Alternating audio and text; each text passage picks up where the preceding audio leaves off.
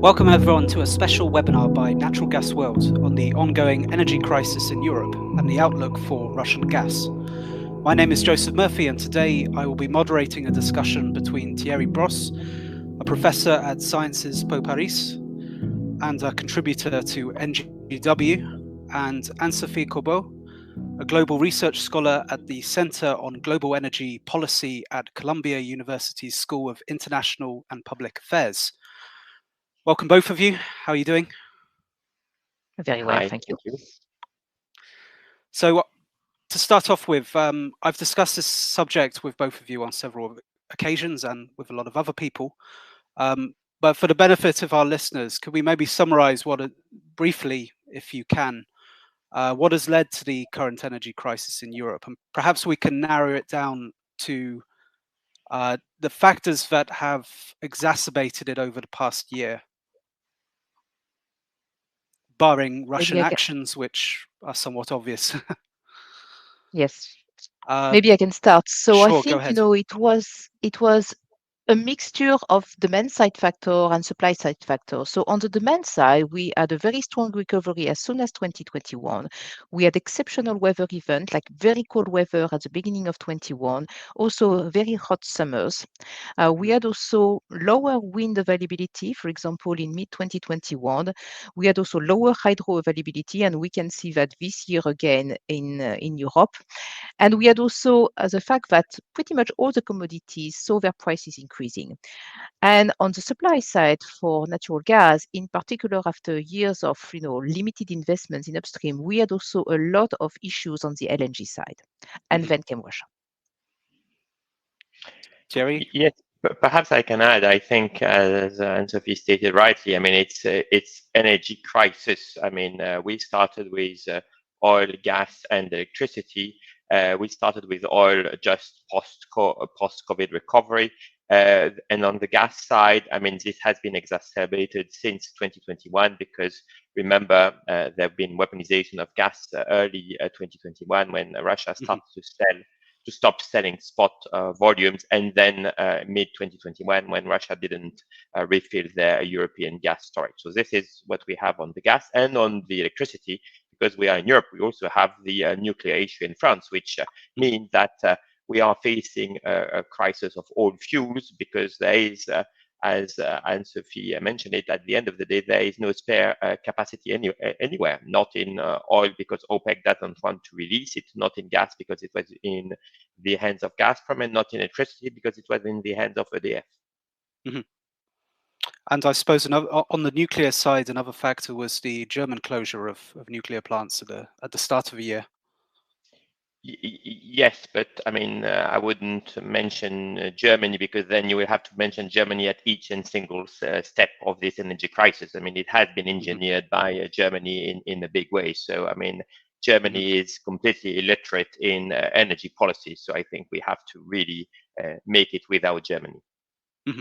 I see. So just maybe to put things in context, I mean, you have to understand that it's not only nuclear which is a problem and which is basically creating a crisis for electricity as well. This is also hydro. So hydro has declined by almost 25% over the first 10 months of 2022. So this is quite substantial. And on top of that, there is a nuclear in France and in Germany. And in order to replace that, well, of course, we are building more wind and solar, and they are contributing. But at the same time, you need to basically have coal coming back. And on top of that, gas-fired generation is increasing. So we are facing a significant gas supply crisis. However, in the power generation sector, we still have natural gas demand increasing because gas-fired generation is needed in order to help replacing nuclear and hydro. So that's very important to understand that. So there's been months of discussions about introducing an EU gas price cap. Now, as you know, there hasn't been all that much progress on that front. A lot of disagreement between the member states on what form the cap should take. So it might be a pointless question to ask at this point, but is such a cap feasible? Is it desirable? Thierry, why don't you start? Well, I think we started with the crisis, but first we also have to recognize that security of supply has been guaranteed by the market. It's thanks to the market that we are now having gas, because LNG has been rerouted away from Asia into Europe. So uh, traders did manage security of supply. It happened at extremely high prices, which is not making politicians happy. And so politicians may interfere, but what could be the outcome of this is lower prices, but a lower security of supply. And this is the choice they have to do. Do they rely on market to provide this security of supply? If yes, then leave it as it is. If they want to interfere, we know that policymakers are very not knowledgeable or completely illegible, not knowledgeable in energy. And so therefore, well, if they want to go for a price cap, it will fail, and it will make security of supply at risk in Europe. Anne-Sophie? Yeah, I think it can be potentially extremely dangerous to interfere with the wholesale market because you may have some unintended consequences. So look at what happened, for example, in Spain. So, they had these price caps for natural gas in, the power sector.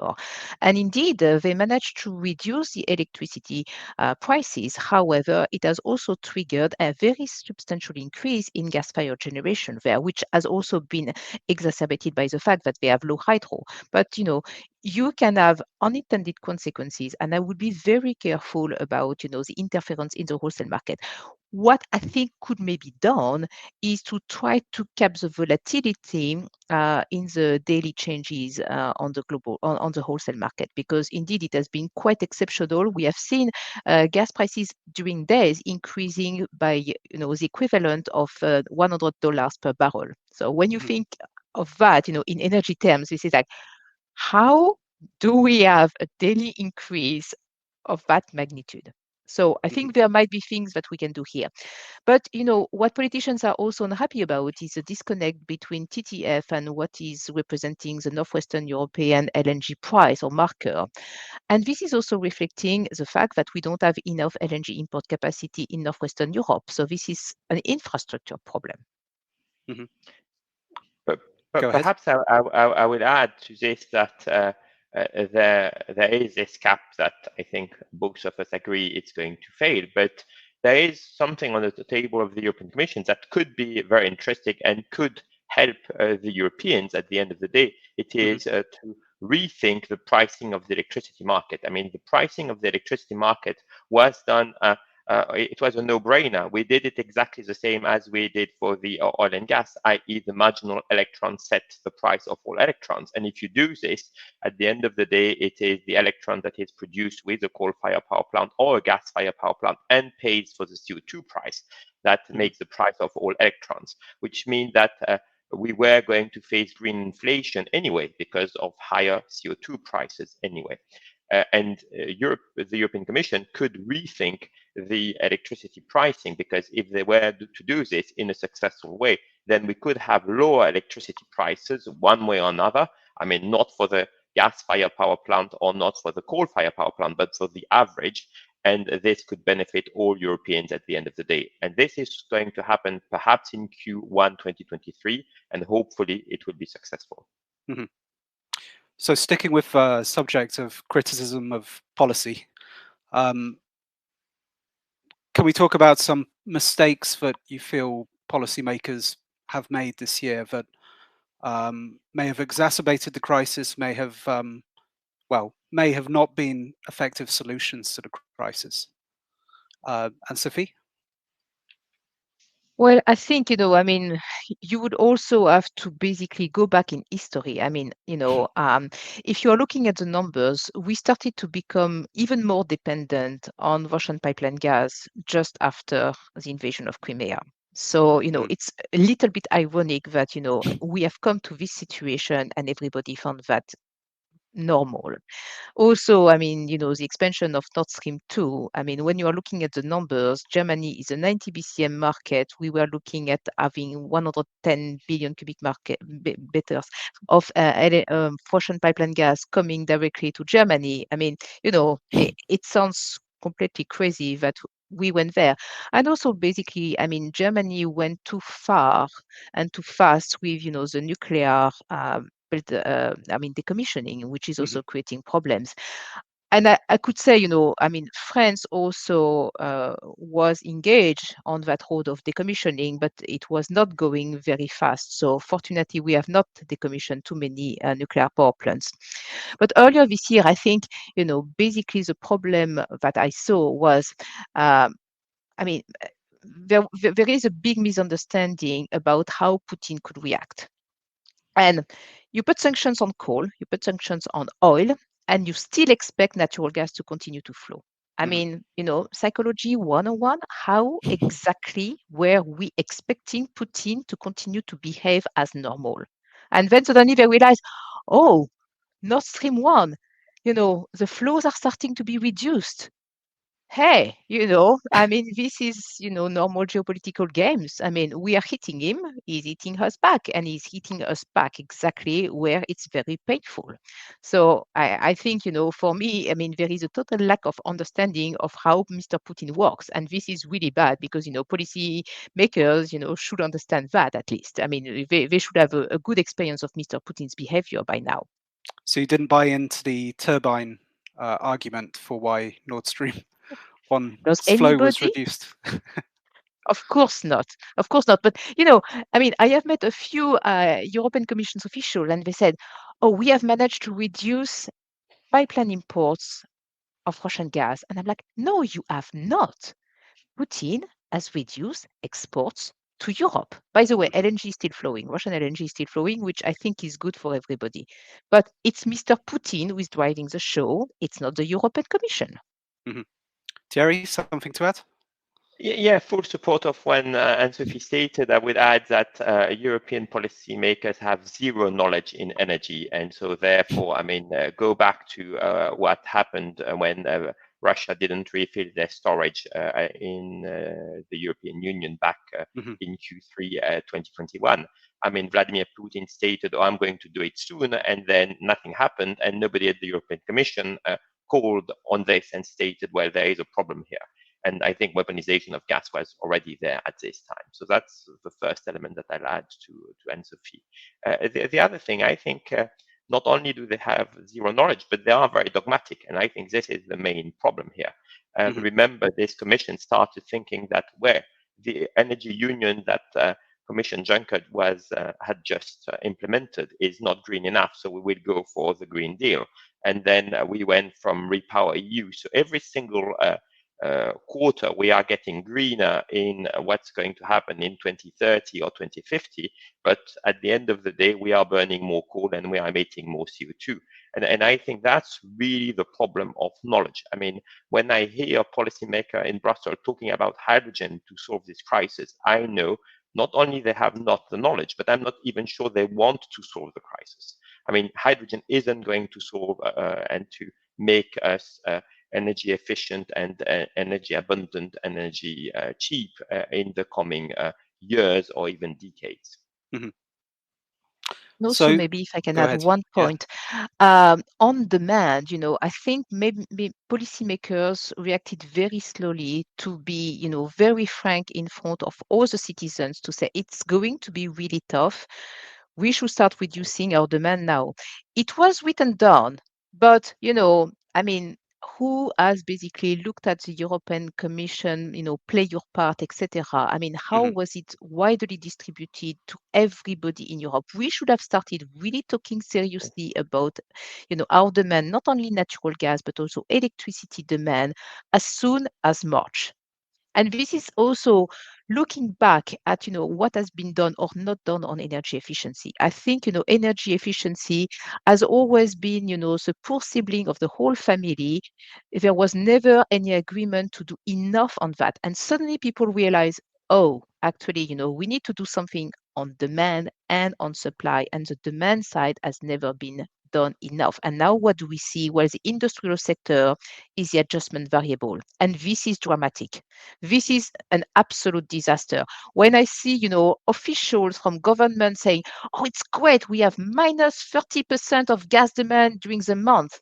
hello, do you actually realize that this now means that some companies are running out of business? I mean, they are going to fire people. And this is really bad. I mean, energy intensive industries, I have talked to a lot of them. I mean, they are really worried about the next 3 years. Yes, I would add deindustrialization in Europe has started, and again, policymakers have not understood that the number that they think are right are in fact very wrong in terms of our power and our energy supply. So moving forwards, so EU gas storage sites are practically full now. We've seen a more or less steady decline in the TTF prices since late October, late August, the late August spike. So the outlook for this winter, it's obviously very tough, and prices are still extremely high, but it's looking maybe quite a lot better than it. The outlook is looking quite a lot better than it was 6 months ago. But as you both noted to me before, the bigger challenge will be next winter. Can you walk me through why that will be the big moment? So just, to understand, so Europe in 2021 the European Union, sorry, was about 400 billion cubic meter of market. Russian pipeline gas, 140.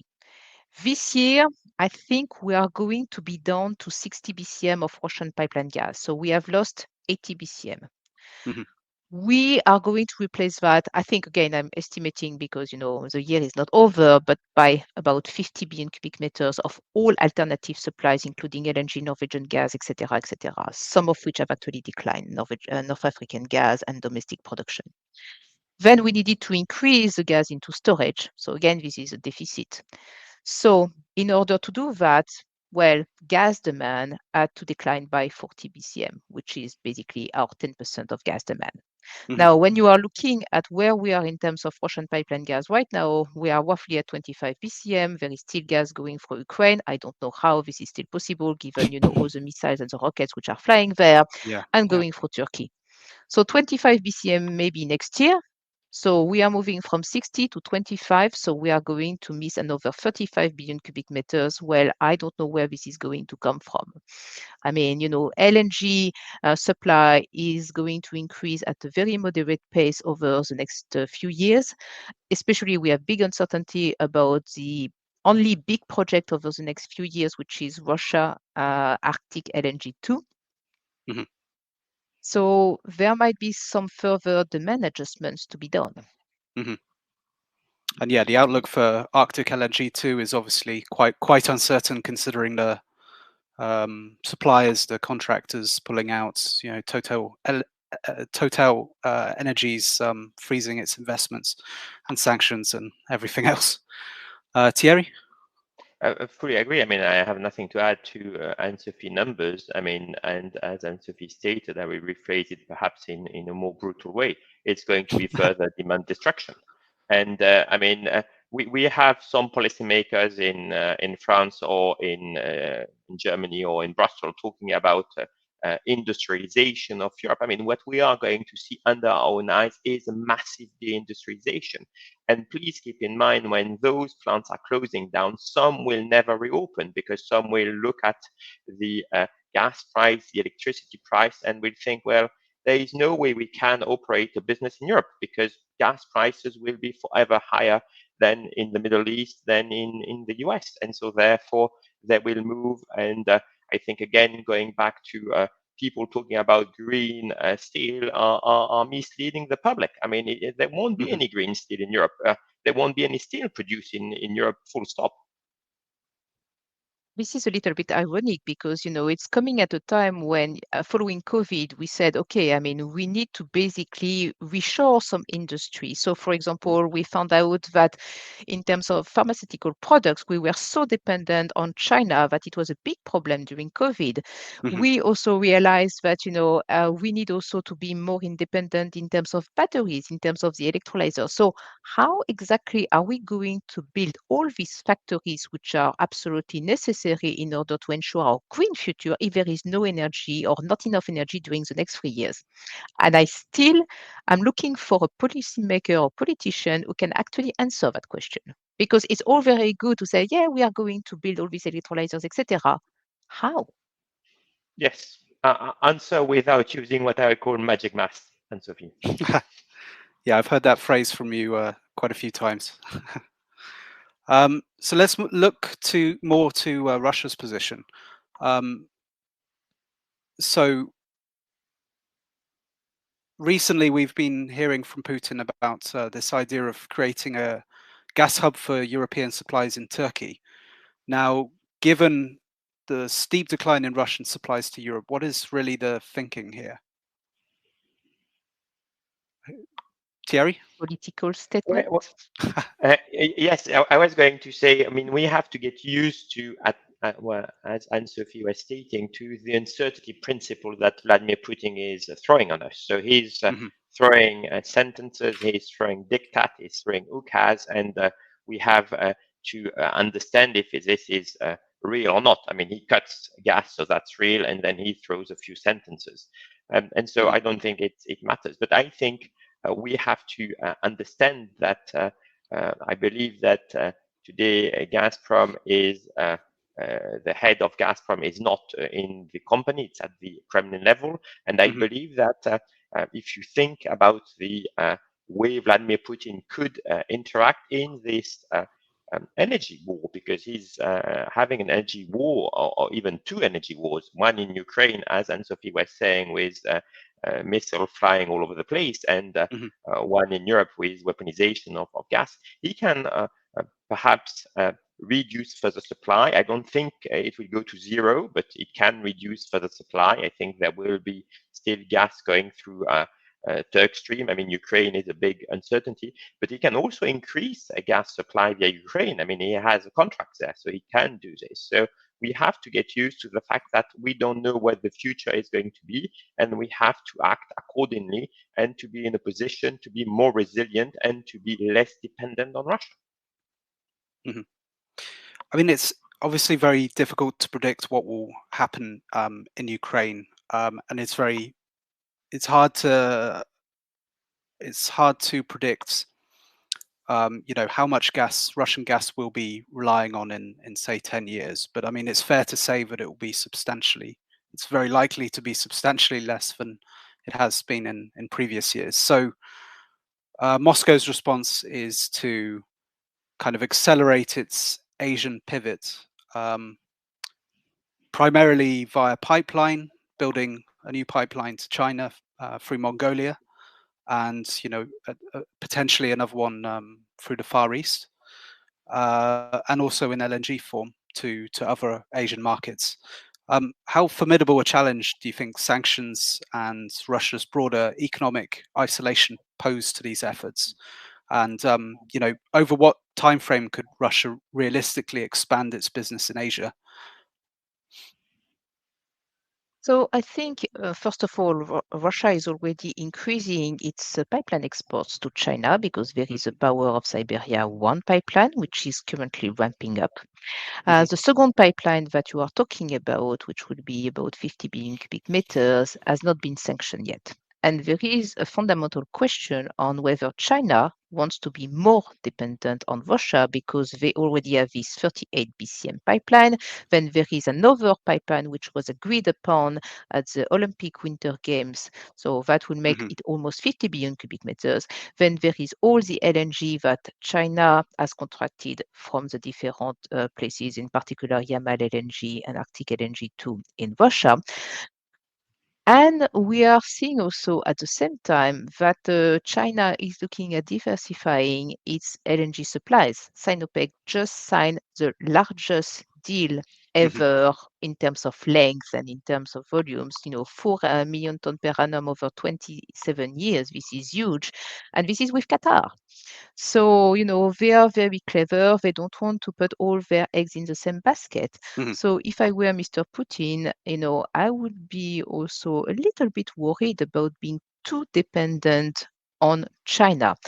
At the same time, I think, and I have been saying that many times, I think Putin can play the LNG card and, offer to potential friendly countries. And I'm looking at, a certain number of Southeast Asian countries which are really suffering from the situation of very high spot prices. Okay, guys, you want to be my friends. I am going to give you this spot energy, which usually goes to, these unfriendly countries. We are going to sign the contracts and it's going to be sold at all index prices.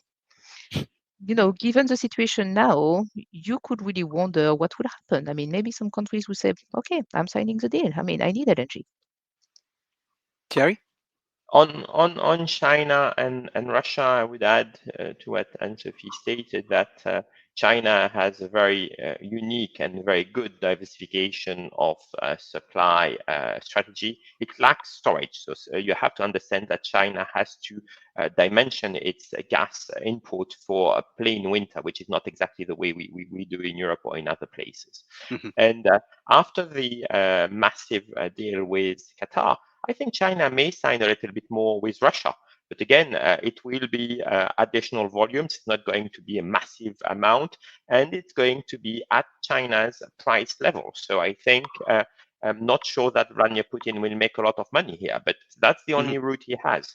And China is playing the card extremely smartly, and I think they will get perhaps some additional pipe or LNG from Russia, but at a huge discount going forward. And remember, the power of Siberia, one Anne-Sophie was mentioning, the signing of this contract came just after the Crimea annexation at a price level that is unknown but believed to be good for China. Mm-hmm.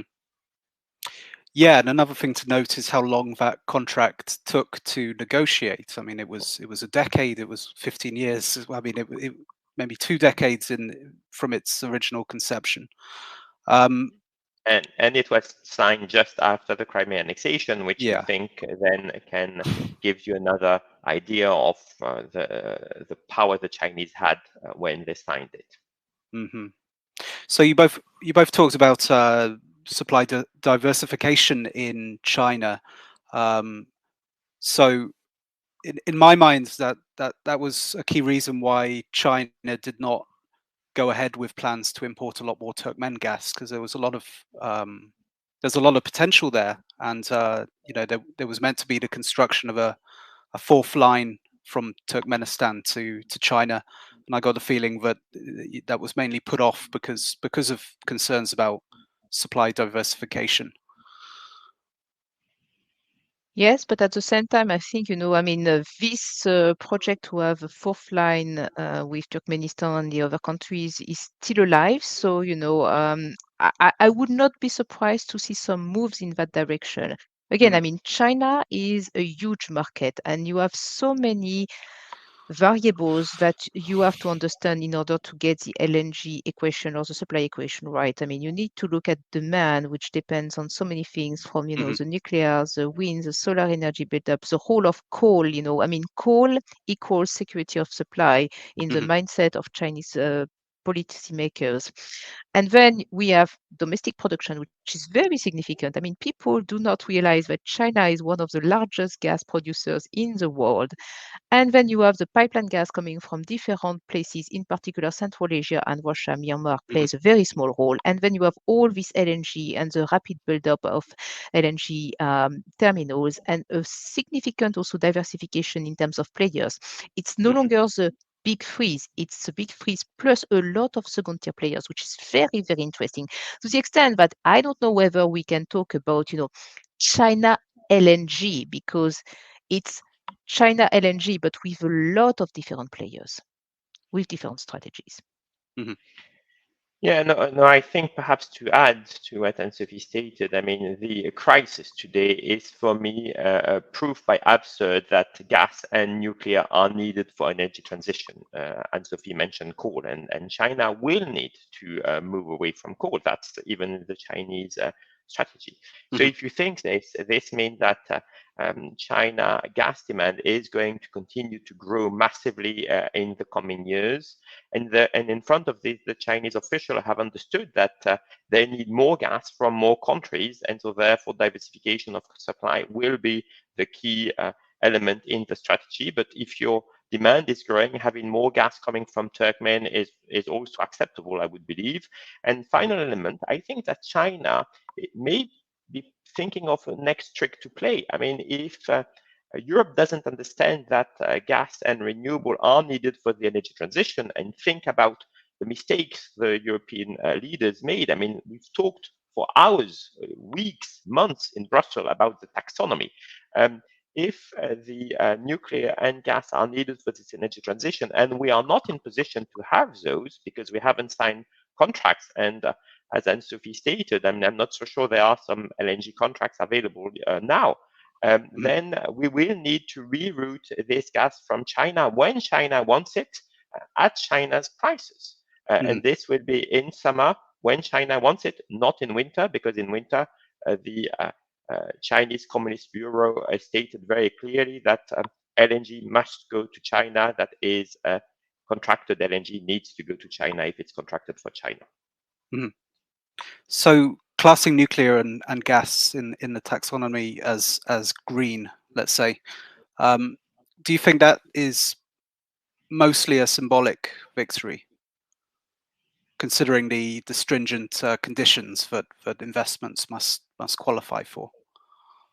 Yes, I think we've wasted hours and hours. I mean, first of all, there are those very stringent conditions that nobody can meet, first of all. And secondly, I mean, who's going to pay with private money a nuclear plant? And who's going to pay with private money a new CCGT in Europe? Nobody. So it's just something that policymakers on the 31st of December 2021 realized, we are going through an energy crisis and we need to find solutions. But this is not the right answer to the problem. Okay. I mean, a nuclear plant is obviously a huge undertaking, but what about a modern gas plant? I mean, why don't you think private investors would get into that? I don't think they will. I think we have enough. Why not? I don't think. I think we have enough, and so it will be a question of using the one we have a little bit more. I mean, if we want to have a successful energy transition, I think we've seen one country that did it, which is the UK. I mean, it's the UK. When you look at the EU 28, that had the that was the best in class in CO2 emission reduction, and this has been done in the UK thanks to the carbon floor price. And the carbon floor price, what it made? It made the UK doing what everybody thought was the right thing to do, i.e. coal to gas to renewable switch. We can't do it the other way around. There is no magical way of doing it. If we don't do it this way, we are going to use more coal and burn more coal and create more emissions. The problem is that right now, because of the crisis, I mean, it's very difficult to say we are going to decommission coal because actually coal is being brought back because it's needed. Of course, so there is really a question mark about what is going to happen in Eastern Europe, which was very keen to basically invest into CCGTs. And that was, the whole point of the taxonomy and the natural gas part in the taxonomy, which was to say, okay, I mean, we are going to use natural gas as a transition. We are going to decommission the coal-fired plants, and then you will have gas with some very stringent conditions, but you will have a natural gas-fired plant, and then we are going to wait until there is a buildup of renewable. But also, I mean, in Eastern Europe, they are also very keen on having nuclear at the same time. And now with that crisis, everything is put in question. Are we going to keep coal longer? Is there going to be any natural gas being built? I mean, who wants to come forward with a plan to build a natural gas-fired plant right now in Europe? I mean, seriously. And perhaps who will finance it? Yeah, and perhaps to add to what Anne-Sophie stated, I mean, in Eastern state, it's mostly state-owned companies, so it's not private money. Sure. Okay. Any closing remarks before we end the webinar? Well, next year is going to be very complicated, and I think we have done quite a lot on supply. I think there is still a question on how exactly Europe wants to position itself on the LNG side, because we see that countries like China, so this contract that I mentioned is a 30th sign of a the period January 21 since today. So it's a Wow. lot of LNG which has been basically contracted by China. In Europe, very little has been contracted. A lot of people, a lot of sellers are looking at Europe thinking, what is Europe doing? Well, Europe is basically stuck between the need to import a lot of LNG now in the short and medium term and the long-term objectives of decarbonization. So European players don't know what to do. But there is also a lot to be done on the demand side. And sometimes I really wonder about these sort of blanket tariffs, who are protecting everybody. I think some consumers can reduce their consumption. I'm talking about the households here. Some consumers can reduce their consumption, but you have to protect the vulnerable ones. That's absolutely crucial to avoid the gilets jaunes, but at a European scale. Sure, of course. Thierry? But perhaps a very bleak conclusion from my side. I've stated that I EU always expect one. policymakers had zero knowledge in energy, but I'm also not so sure right now that they have the willingness to solve this crisis. It goes back to what Anne-Sophie stated. And so far, we've seen they haven't done anything yet to solve the crisis. So I think we are entering the hard part of the crisis this winter, and perhaps they will have to stop with dogmatic ideas and move into pragmatism. But so far, it hasn't been the case. Okay, well, thank you both for the discussion today, and thank you to everyone who has tuned in. This has been a Natural Gas World webinar. We look forward to seeing you next time.